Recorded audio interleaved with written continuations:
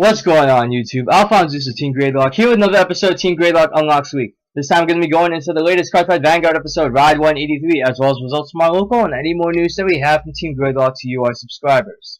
As usual, if you haven't seen the episode yet, please pause and close the video, go watch that episode, and then come back right here so we can discuss about it. Of course, if you don't want to do that, please click on the link in the description down below, get right to the results of our local.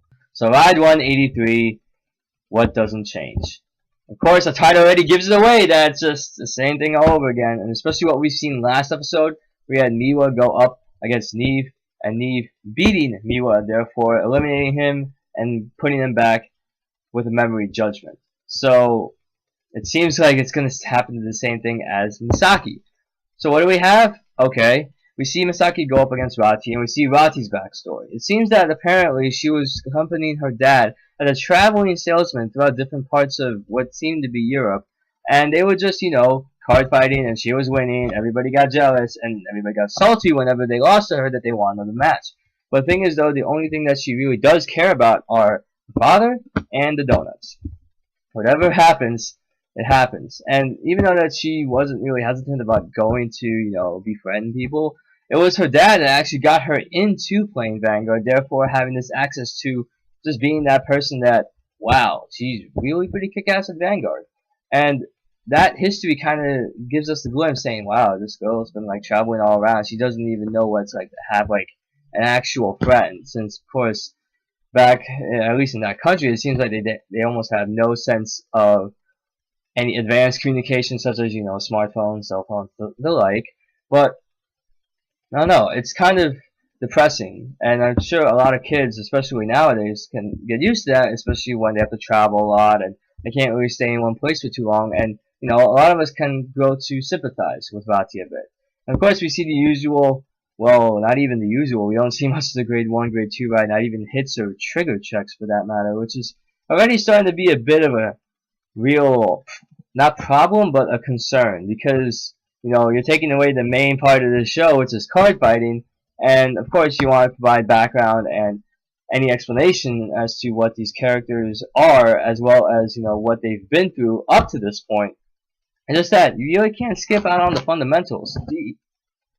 That's the whole purpose of the game too. Of course, in Yu-Gi-Oh, they also have they show the duels, they show what happens, trap card, whatever. I guess it's more interactive maybe, but aside from that, we end up having this weird grade 3, and of course some of them don't even perform Legion by that matter. So it's already starting to be more of a growing concern than ever. And the thing is, though, the whole time, even though Misaki wanted to win, it just turns out the fact that Misaki ends up trying to befriend Rati and trying to show her that friendship is actually good.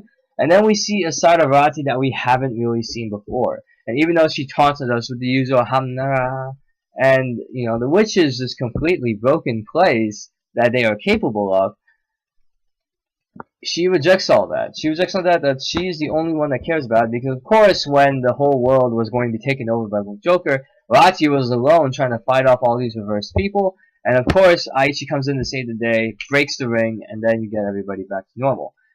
And I guess, yeah, Rati owes Aichi that much, because she would never want to be reversed. And it seems that Misaki wasn't even focused on the fight at all. And even though that when she swung for 48k with a crit and no grade 1s, when she summoned 4 10k shields out of her hand, that's pretty bad, because we don't even know if she had 10k shields in her hand up until that point. And they don't even reveal the drive checks that Misaki did. At least give us the suspense that, like in Miwa, show both drive checks. But if not, then wow, that's kind of sad. And even once you get a heal trigger, when Rati did call that unit, that minus 5k on the Vanguard, we don't know for sure, because we've seen at least some rear guards, but we're not even sure if we see all the rear guards. And therefore Misaki ended up losing. And then Rati, and she becomes heartless in this matter, because now the only thing that she cares about would be Aichi and to save Aichi. So Misaki receives memory judgment. Unlike Miwa, who ends up completely forgetting about the whole ordeal, we have Misaki that actually ends up going back to the beginning at Cardfight Capital. And, of course, store owner Shin, he ends up trying to say, hey, Misaki, get this new box. And then Misaki ends up crying, knowing that she forgot something very important. And the only thing that she has to at least hopefully remember by will be the black bands, which apparently belonged to Cora when, she still had them in her hair. And just seeing her cry and break down, that really hit a lot of us in the heart. And hoping to God that even though that Sarah received judgment from Naoki, it turns out that with Neve and Rati, they got memory judgment. And of course, it seems memory judgment was a special thing, but apparently it seems that's only convenient in a one-on-one environment inside this little sanctuary that the Quattro Knights Aichi and Korin have held themselves up in. And this whole arc is starting to get a bit more depressing, especially when we move on to what's going to be next. In Ride 184, we get to see Galliard go up against Kamui, and Galliard probably has one of the most bursts of momentum ever since we saw him. He was dominating people as he, kept on going, dominating Naoki, dominating Kai, and unfortunately, it seems like Kamui will suffer the same fate, and we don't know what's going to happen next. At least with looking into some of the future episodes, is this going to lead to a hard reset where Kai has to try and get everybody back in again? Or will Kai and Naoki end up trying to defeat all the Quattro Knights? Because I know, I am for certain, I'm very excited, which is kind of a bad thing, to see memory judgment passed on to Rati, Neve, and Galliard. I can't wait for that to happen, but I really hope that Kamui's fight with Galliard doesn't end up being the same fate as Misaki was. At least have it end up being like Mila, where you actually get to see the fight in person. Because at least with Galliard, we at least know some sort of history with him when Galliard fought against one of the mates, I think it was Naoki. So hopefully there's not as much backstory as we've seen with at least both Neve and Rati. And I really hope to see that this is going to be a very, very good last few episodes for the season. Because of course we're already on like the 22nd, 21st episode of season 4, so that pretty much grants only about 4 episodes or so left, since an anime is usually about 24, 26 episodes in one season. Of course, with Cardfight Vanguard and already on season 4, which is a pretty good accomplishment for anime, we want to see at least if they're going to break that formula or if they're going to get it with the regular and have a really depressing ending to an already stellar and meta-changing season. And I hope that Kamui at least puts up more of a fight than Misaki did. And I hope that he ends up getting the triggers that he needs, unlike what happened with Mila. So when Kai and Naoki end up going through this whole entire maze, I hope that they find somebody, or they at least run into Korin and Aichi and end up fighting them, or maybe the Quattro Knights will end up going in, because of course the 3 seals, they're still up. Remember, both Misaki and Mila fell, and it's really likely that Kamui might fall as well. So whatever the case may be, I hope that this episode, the next episode at least, will be a bit more, how should I say, uplifting. Because I know a lot of my friends that have watched the episode, at least the recent one, and what doesn't change, it seems that they really got depressed and bummed out after seeing what happens at the end of the episode. So we'll see what happens next week. Hopefully Kamui puts up more of a fight, and maybe if he comes out with a win, that at least puts another notch in the win for the mates of Aichi. And so that ends the analysis of this very depressing episode. Of course, if I missed anything or you want to bring up something that happened in the episode, feel free to comment down below and get a conversation started. And now let's get right to the results of our local. So I wasn't able to enter any of the Cardfight Vanguard or Buddyfight tournaments that happened this past week, but of course I have my teammates to at least supply me with some information just to report on what happened. So on Friday's tournament, Jason reports that there were 5 tag teams that entered for the Cardfight Vanguard Tag Team Tournament. The 2 teams that topped were Jason and Eric and Modesto and Carlos. I know that Jason usually runs Revengers, and Eric has been really riding on Grand Azel Scissors ever since that launch came out. I'm not sure what Modesto and Carlos were playing, maybe a combination of Novell and Raging Form, but correct me if I'm wrong. On Saturday's tournament, we ended up having 11 to 12 people enter, and top 4 ended up becoming Jason with Revengers, Chris, Henry, and John. I'm pretty sure Henry and John have been running Chaos Breaker. I'm not sure what Chris was running, so fill in the information for me down below in the comments. In the buddy fight, we actually managed to hit 12 people, which is an amazing crowd because, wow, now we're starting to really go neck and neck with Vanguard in terms of how many people are entering the tournaments on Saturday, which is pretty amazing. For the 4 people that topped there, we had Arturo, Dungeon World, Dex, Travis, and Eric. I think Eric was running Dragon World. I'm not sure exactly what Dex and Travis were. Besides the local results, we at least have a lot of video recording you this week, after Tuesday, well, after Monday today, when I upload this episode for Team Gradelock Unlocks Week, I'm gonna try and give you a video a day for the rest of the week. I have Alex sending me over all the video content. We do have a casual series match both in Buddyfight and in Cardfight Vanguard, and we're probably also gonna do another deck profile. If not, then I'll make sure to kind of put that in the description in one of the videos I'll upload later this week. Now, aside from that, some of the news that really broke on Cardfight Vanguard recently, we've seen a recent revealing of the Megacolony Legion, which is interesting because the Megacolony Legion pretty much says, alright, the rear guard is, stuns other rear guards, while the Legion Vanguard actually gets to stun the Vanguard, which is pretty cool because, now people have to re-ride in order to actually get a Vanguard attack in, which would be a -1 for the hand, so that's, pretty cool. Well, of course, the Legion again, then, it's probably not that much of a minus as usual. Now, with the Megacolony, a lot of people think maybe you guys should break ride, but not really, because when you break ride, you pretty much stun everybody. And with the Legion, you can only do that maybe, like, stun a Vanguard, stun a rear guard. Unless you really want to go ham and stun everybody that's in there.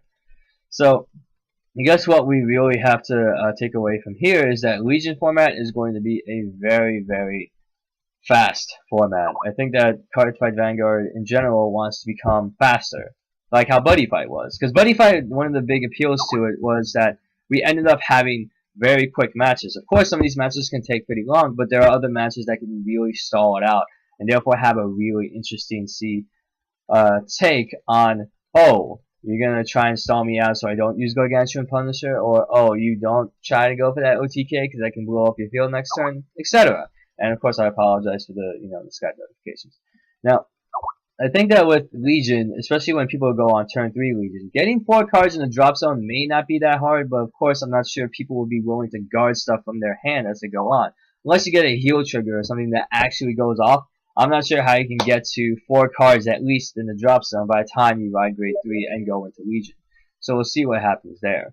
The Team Gradelock in general, we've been kind of at an interesting transition point. Since after Arturo won Nationals and Buddyfight, we've been trying to see how we can get more Buddyfight content delivered to you guys. Maybe we can do a little King of the Ring style segment with Arturo for top 5 units in Buddyfight.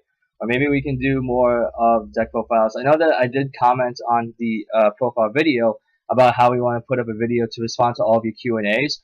Well, I guess what we want to do right now is to at least upload a Buddyfight Casual Series match featuring Arturo's deck, go up against one of the other decks at our local, and just see the deck in action. Therefore, hopefully this can help answer maybe 1 or 2 of your questions that you ask about the Dungeon World deck. And of course, after all that, we'll make sure to upload a video the following week, hopefully this Saturday, Friday, if anything, on what were the questions posed and what are his answers to that. At least now that you get to see that deck in action, maybe you have more questions or answered some of the questions that you previously asked. So we have that. Other things that are going on, I haven't been able to stream that much because of a lot of the other things that have been happening recently. LSAT prep and trying to, game a bit more. With some of the members of Team Gradelock, I know that we've been in League of Legends kind of struggle. It's hard trying to really break into the ranked format, although we do want to hit a rank sometime soon, hopefully later tonight. I won't be able to stream the matches, but hopefully we'll be able to get our foot in the door in terms of getting our matches down to a T. Aside of that, I know that some other things that happened at the local, I know that Game On started to sell some really interesting things pertaining to tabletop RPGs, so Pathfinder and Dungeons & Dragons. Seeing the material that they have on sale on the shelf, it makes me really tempted to buy it, even though that I don't have money right now. So we'll see what happens. Outside of that, we do want to see what type of content you want to see more. I will be able to deliver on the promise that we'll have a video in response to all the questions on the Buddyfight Dungeon World deck profile, and we'll also have more videos for the casual series match for both Cardfight Vanguard and Buddyfight, so you guys get to see how that plays out. And then yeah, we'll see. I keep saying we'll see a lot, but it's pretty much what this week is going to be like. I probably won't be at Game On Saturday because I have a friend's birthday party I got to attend to. But outside of that, I should be able to at least go to Friday and see if we can record a video for some time then. Until then, feel free to comment down below with any more suggestions you have for Team Gradelock. If you guys want giveaways, alright, that's cool. Feel free to comment down below. We'll make a plan. I'll talk with Henry, see what we can do in terms of that. If you want to see more matches, feel free to do that as well, and comment, because pretty much what we have, we want to react to your comments. And of course, we'll always give you the vlogs and hope at least one casual series match. But if you want to see a different change of pace or a different type of video content you want to see, and we haven't done that yet, feel free to just comment down below and ask for it. Because with the people that have subscribed to our channel, especially recently, we want to be able to deliver, and we can deliver on some aspects, but we want to deliver more with at least the input from our subscribers, because you are the guys. You guys and gals are the reasons that we are still here today, and that's why I love making this video content for you all, just for you to just watch and see the shenanigans and craziness and funniness and happiness that Team Gradelock goes to on a week-to-week basis. And outside of that, that's it for me. My name is AlphonZeus of Team Gradelock. I hope that you enjoyed this episode, Team Gradelock Unlocks the Week, and I will see you guys next time. Take care.